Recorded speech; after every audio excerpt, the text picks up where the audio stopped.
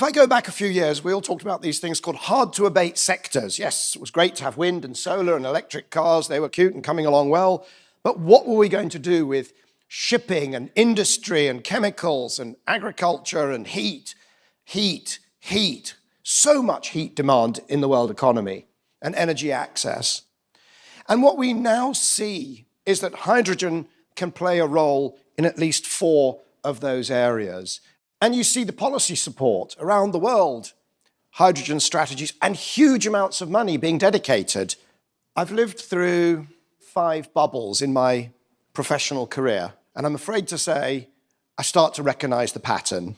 Olaf Scholz, German Chancellor, instead of the gas currently used for industry, heating, and fuels, we will ensure hydrogen can be used, the gas of the future, and we will create a huge boom.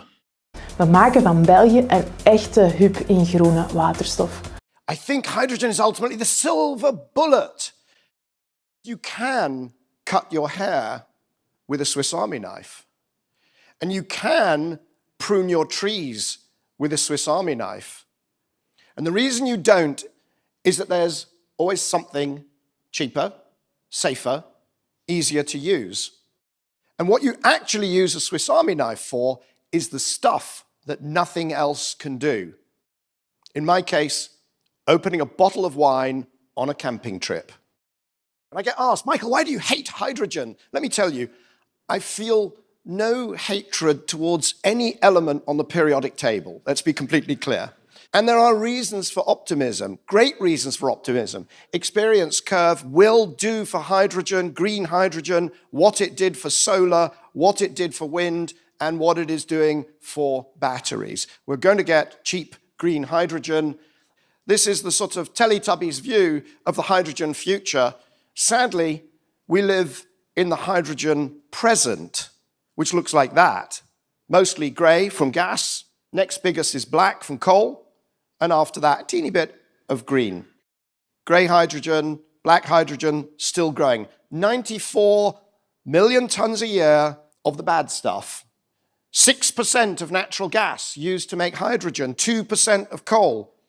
830 megatons of emissions, 2.3% of global emissions from the energy system.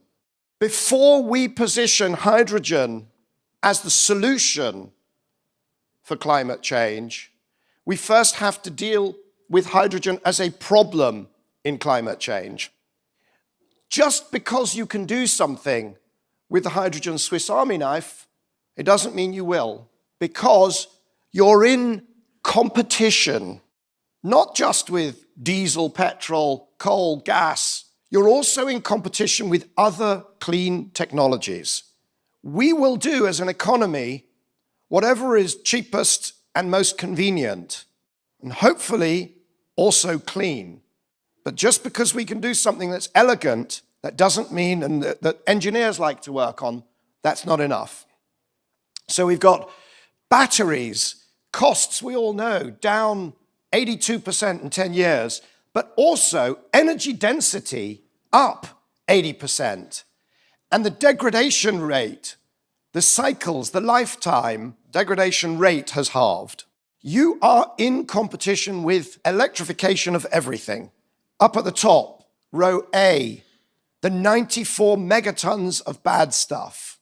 Then you've got rungs where hydrogen is a good solution and possibly the only solution, but in competition very often with bio-based solutions. But down at the bottom, D, E, F, G, you're in competition with electrification.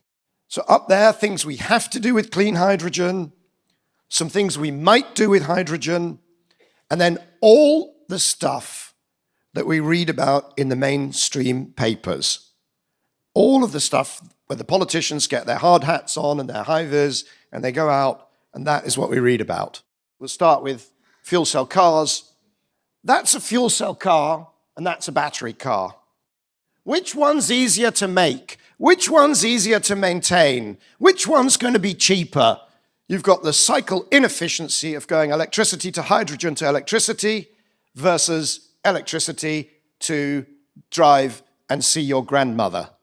So when we see battery electric vehicles taking off and drawn to scale fuel cell vehicles that have been around just as long in the market, this is because the fuel cell vehicles are worse vehicles. Buses are going to go the same way.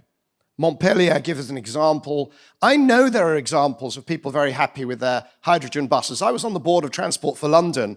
I couldn't get the management team to tell me how much they cost to maintain. Trucks.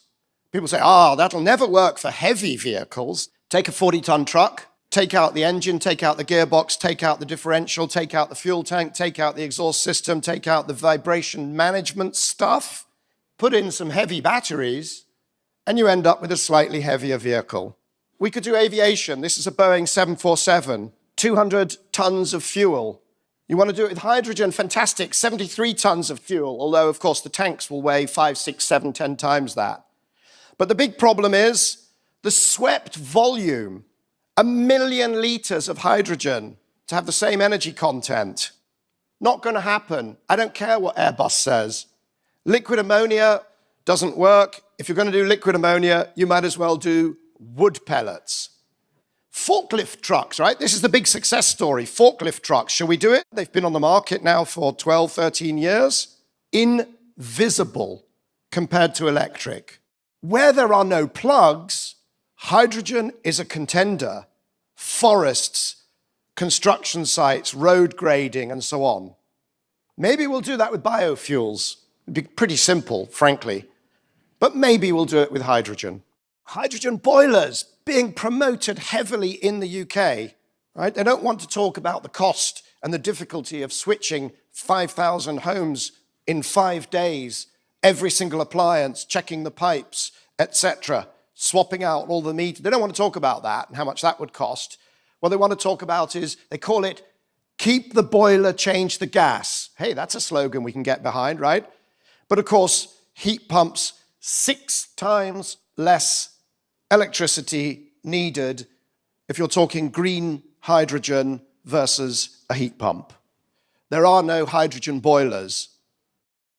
Now, shipping, that's LNG. Chancellor Scholz went over to Canada and he said, we're going to import hydrogen from Canada.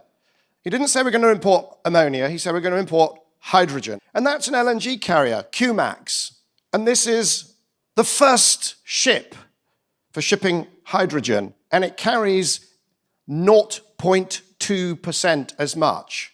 Okay, it's a trial. We could end up with one of those. That's a concept. The problem is, whilst hydrogen is energy dense gravimetrically, volumetrically, it isn't. This is like shipping expanded polystyrene. It's not going to happen. I'm sitting here in Rotterdam. I'm so sorry. You're not going to be importing hydrogen. We maken van België een echte hub in groene waterstof. Op die manier vergroenen we onze zware industrie, onze scheepvaart en onze luchtvaart. En zo versnellen we samen de switch naar 100% hernieuwbare energie. Now you might import ammonia, green ammonia, you almost certainly will, but it will be used in the chemicals industry. If you think any business, any value chain that goes electricity to hydrogen, to ammonia, to liquefying and shipping it, to expanding it, to then generating electricity with 22% cycle efficiency, and then the people using that are supposed to compete with the people using the electricity at the source country, forget it. Knowing that we have countries like Oman, but also Chile, on different sides of the world, when we can produce green electricity in massive quantities.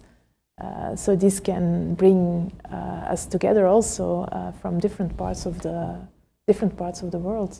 Forget it. Hydrogen shaping out. How does that look to you? It was in the semi-winner report. It was laid out you have pipelines over X kilometers versus shipping. But the first projects that will come online, like for example the project in Oman, it's already with a time horizon 25-26. This will be ammonia. But we have in Belgium life sciences, we have chemics that needs also huge quantities of ammonia. It's not going to happen. I'm sitting here in Rotterdam. I'm so sorry. You're not going to be importing hydrogen. Now, you might import ammonia, green ammonia. You almost certainly will, but it will be used in the chemicals industry.